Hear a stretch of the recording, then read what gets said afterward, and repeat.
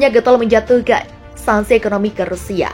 Kini Amerika Serikat justru mengungkapkan hal yang mengejutkan. Diberitakan RIA Novosti, penasihat keamanan energi Departemen Luar Negeri AS, Amos Hochstein, mengatakan Eropa menghadapi kesulitan untuk mengurangi ketergantungan pada gas dan minyak dari Rusia.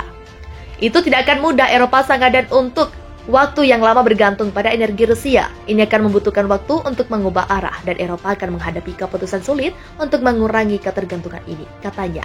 Menurut politisi tersebut, cara paling efektif untuk mengurangi permintaan energi Rusia adalah dengan mengurangi ketergantungan Eropa pada semua jenis sumber daya fosil yang dipasok dari Rusia. Presiden Joe Biden telah menjelaskan bahwa kita perlu berhasil mencapai tujuan ini secara paralel, menjauh dari fosil Rusia, tambahnya. Hochstein juga mengakui bahwa pendapatan Rusia dari penjualan hidrokarbon meningkat dibandingkan periode sebelumnya. Dimulainya operasi khusus di Ukraina akibat kenaikan harga minyak dan gas dunia. Setelah dimulainya operasi militer khusus untuk denazifikasi dan demilitarisasi, Ukraina Barat meningkatkan tekanan sanksi terhadap Moskow. Langkah-langkah pembatasan terutama mempengaruhi sektor perbankan dan produk-produk teknologi tinggi. Banyak merek telah mengumumkan menarikan mereka dari Rusia. Moskow menyebut langkah-langkah seperti itu sebagai perang ekonomi dan menyatakan siap untuk skenario seperti itu. Bank sentral mengambil langkah-langkah untuk menstabilkan situasi di pasar valuta asing berkat rubel yang telah menguat secara signifikan terhadap dolar dan euro menembus level tertinggi 5 tahun. Rusia juga mentransfer pembayaran untuk pasokan gas ke negara-negara yang tidak bersahabat ke dalam rubel. Langkah lain untuk memerangi dampak sanksi barat adalah rencana yang disiapkan oleh pemerintah yang mencakup sekitar 100 inisiatif. Jumlah pendanaannya akan menjadi sekitar 1 triliun rubel.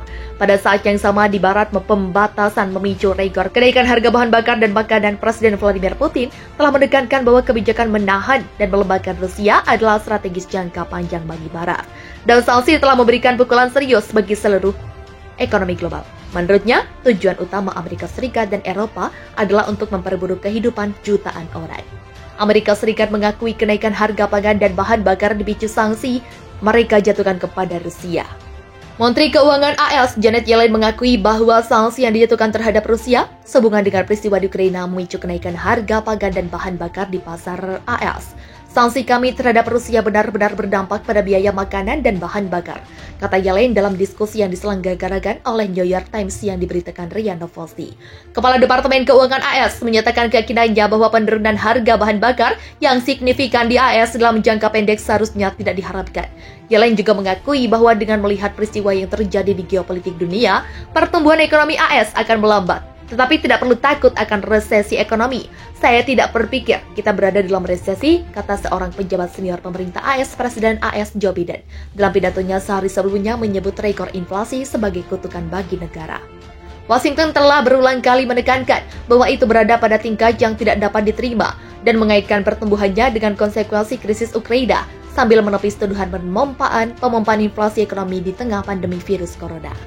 Amerika Serikat tidak akan mencabut sanksi yang dikenakan pada Rusia untuk membantu ekspor komoditas pertanian dari Ukraina. Hal itu terungkap lewat laporan Politico dengan mengutip para pejabat AS. Seorang pejabat AS mengatakan seruan Rusia agar negara-negara barat melonggarkan sanksi di tengah krisis pangan global hanya menjadi diplomasi pemerasan dari Moskow. Menurut pejabat itu, Washington DC tidak akan menyetujui kesepakatan terkait ekspor biji-bijian Ukraina yang juga melibatkan pencabutan sanksi terhadap Rusia. Pada Minggu 5 Juni, penjabat PBB lainnya mengatakan kepada Politico bahwa proposal Moskow memperumit negosiasi yang telah dilakukan PBB dengan Rusia.